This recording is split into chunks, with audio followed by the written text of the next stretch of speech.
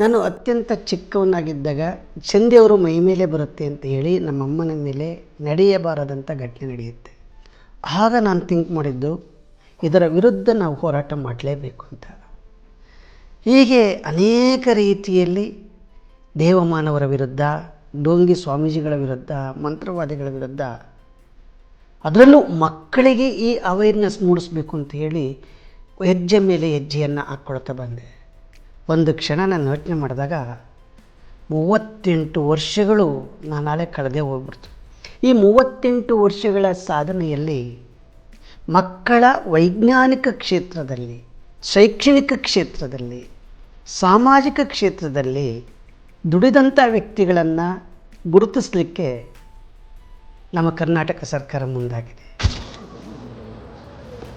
ಆ ನಿಟ್ಟಿನಲ್ಲಿ ಕರ್ನಾಟಕ ಸರ್ಕಾರ ಮಹಿಳಾ ಮತ್ತು ಮಕ್ಕಳ ಕಲ್ಯಾಣ ಇಲಾಖೆ ವತಿಯಿಂದ ನನಗೊಂದು ಲೆಟ್ರ್ ಬರುತ್ತೆ, ನೀವು ಮಕ್ಕಳ ಕ್ಷೇತ್ರದಲ್ಲಿ ದುಡಿದಿರೋದ್ರಿಂದ ನಿಮಗೆ ಪ್ರಶಸ್ತಿ, ರಾಜ್ಯ ಪ್ರಶಸ್ತಿ ಲಭಿಸಿದೆ ಅಂತ.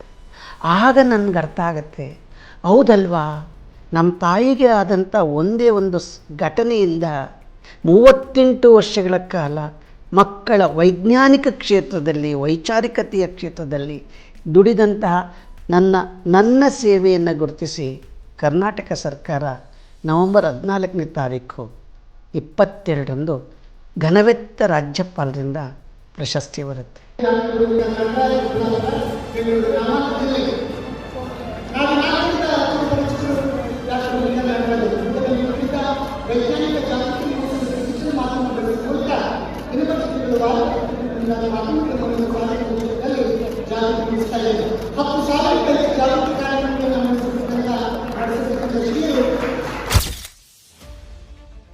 ಈ ಪ್ರಶಸ್ತಿ ಬಂದಿದ್ದರಿಂದ ನನ್ನ ಸಂತೋಷಕ್ಕಿಂತ ಇನ್ನೂ ಮತ್ತಷ್ಟು ದುಡಿಬೇಕು.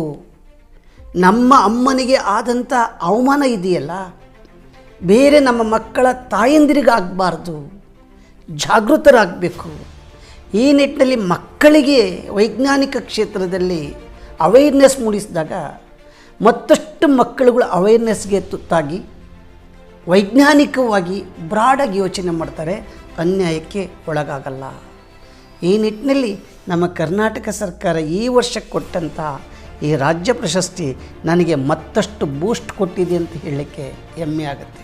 ಯಾಕೆಂದರೆ ಮತ್ತಷ್ಟು ಮಗದಷ್ಟು ದುಡಿಲಿಕ್ಕೆ ಆ ಕ್ಷೇತ್ರದಲ್ಲಿ, ಕಲ್ಯಾಣ ಕ್ಷೇತ್ರದಲ್ಲಿ, ಅದರಲ್ಲೂ ಮಕ್ಕಳ ಕಲ್ಯಾಣ ಕ್ಷೇತ್ರದಲ್ಲಿ ದುಡಿಲಿಕ್ಕೆ ಅನುವು ಮಾಡಿಕೊಟ್ಟಂಥ ಕರ್ನಾಟಕ ಸರ್ಕಾರಕ್ಕೆ ಮತ್ತು ನಾಗರಿಕರಿಗೆ ಆದರಣೀಯವಾದ ಅಭಿನಂದನೆಗಳನ್ನು, ನಮಸ್ಕಾರಗಳನ್ನು ಹೇಳ್ತೇನೆ.